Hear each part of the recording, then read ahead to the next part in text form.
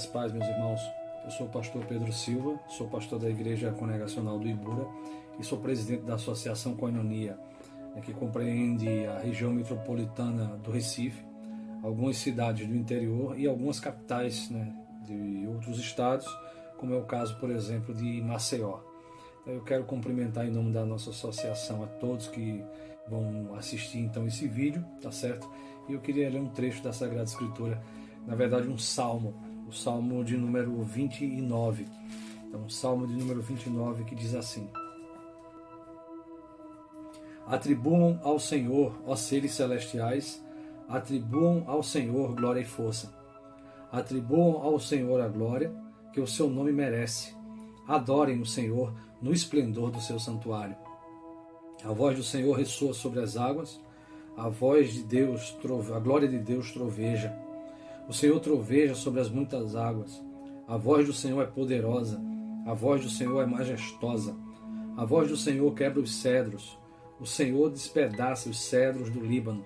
Ele faz o Líbano saltar como um bezerro, o Sirion como um novilho selvagem. A voz do Senhor corta os céus com raios flamejantes. A voz do Senhor faz tremer o deserto.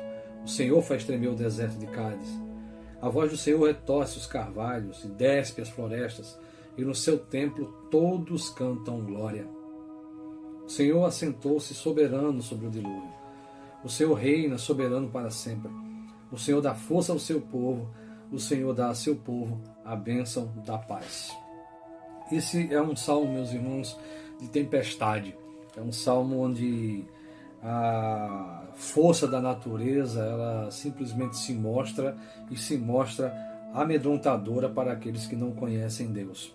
Mas antes de falar sobre isso e antes de aplicar esse texto para nós, é preciso observar algumas coisas. Em primeiro lugar, irmãos, que o salmo inicia com um convite para o culto. Tributai ao Senhor. A nova versão internacional, ela diz que esse convite é feito para os anjos, ó seres celestiais. Para alguns autores e alguns comentaristas, eles vão dizer que poderá também ser interpretado esse convite para príncipes ou pessoas que exercem algum tipo de poder e que de repente poderiam estar ali sendo cooptados por uma soberba e por um orgulho. Calvino segue mais ou menos essa interpretação. Então, anjos, homens poderosos, todos os homens. O fato é que o salmo ele é um convite, tá certo, para que se possa tributar a Deus essa glória. Mas tributar a glória como e por quê? Bom, o como é respondido no verso 2, Atribuam ao Senhor a glória que o seu nome merece e adorem o Senhor no esplendor do seu santuário. Então, o como é um culto completo, onde a gente dá ao Senhor a glória, quer dizer, a nossa mente ela está envolvida, mas também nós entregamos a Deus uma postura de humildade, quando Ele diz que nós devemos adorá-lo, ou para algumas versões, curvar-se diante dele, tá certo? No esplendor do seu santuário. Então a mente e o corpo envolvidos aí nesse culto, e o convite é feito exatamente para que isso aconteça. Esse é o como, mas o porquê. E aí o salmista se volta para a tempestade e a voz do Senhor aqui ela é confundida com o trovão. Aquilo que parece ser a força da natureza mais incontrolável, aqui no Salmo 29, ele é colocado como sendo a voz do próprio Deus. E a voz de Deus aparece 7 vezes aqui no Salmo 29. 7 vezes. E a voz do Senhor ela ressoa sobre as águas, a voz do Senhor é poderosa, a voz do Senhor é majestosa, a voz do Senhor quebra os cedros, ele faz saltar, a voz do Senhor corta os céus, a voz do Senhor faz tremer o deserto, a voz do Senhor retorce os cavalos, enfim, a voz do Senhor é localizada acima da tempestade, a voz do Senhor é colocada como aquela que, quando é proferida, nada fica no seu lugar. Então, cedros são arrancados, montanhas são deslocadas de local, enfim, a voz do Senhor ela é poderosa e majestosa de tal forma que nada fica, tá certo? Nada fica no lugar quando essa voz ela se lança.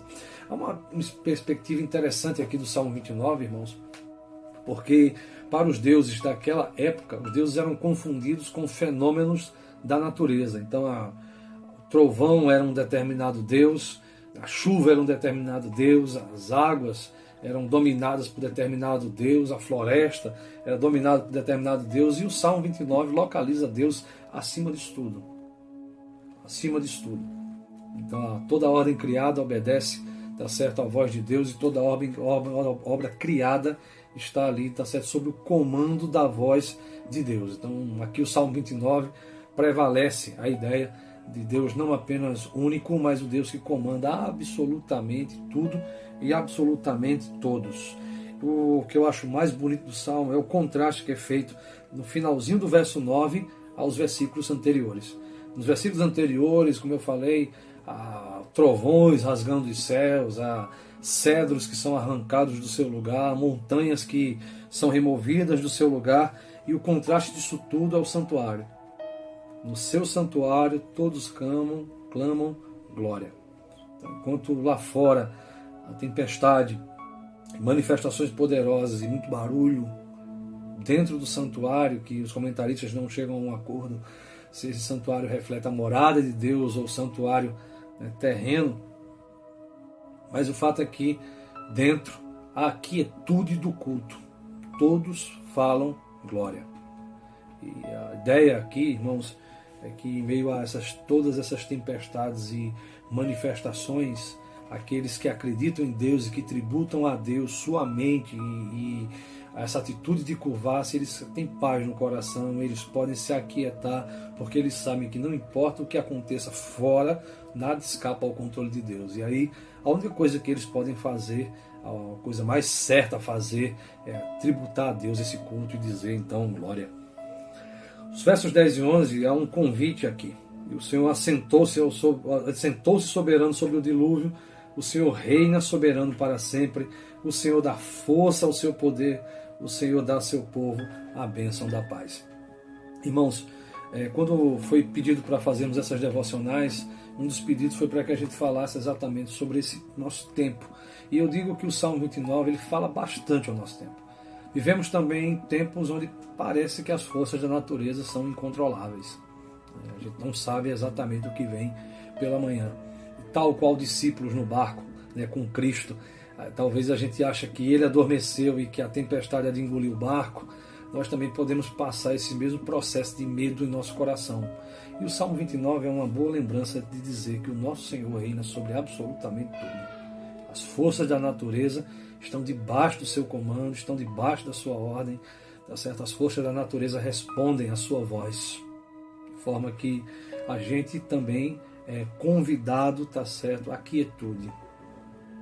Não nos devemos nos preocupar com amanhã. Aliás, o próprio Cristo disse isso no Sermão do Monte, quando ele disse, olha, não se preocupem com o dia de amanhã, basta cada dia seu mal. Pássaros e flores são alimentados e cuidados, e nós também seremos. Então a voz de Deus, a voz que ressoa sobre tudo e acima das forças da natureza, é essa voz que a gente não deve esquecer.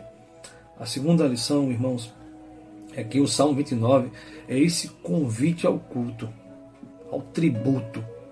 Se Deus é o Criador e domina sobre absolutamente tudo, então, meus irmãos, Ele é digno do nosso culto, Ele é digno da nossa oração, é digno do nosso louvor. A sua pregação deve ser ouvida por nós, porque afinal de contas Ele merece isso infinitamente mais. Então, aos que cultuam, as tempestades que existem lá fora, elas já não prevalecem para tirar dele a paz, tirar dele o sossego. Pelo contrário, o contraste, como eu falei, é bem nítido, né? A voz de Deus que se escuta lá fora, ela pode gerar caos, ela pode gerar destruição, ela pode gerar um mover de estruturas que a gente acha que estavam sempre ali e que estariam sempre ali, mas cá dentro o movimento é sempre o movimento da tranquilidade do culto. Tudo diz glória. Que Deus, tá certo, abençoe você em nome de Jesus.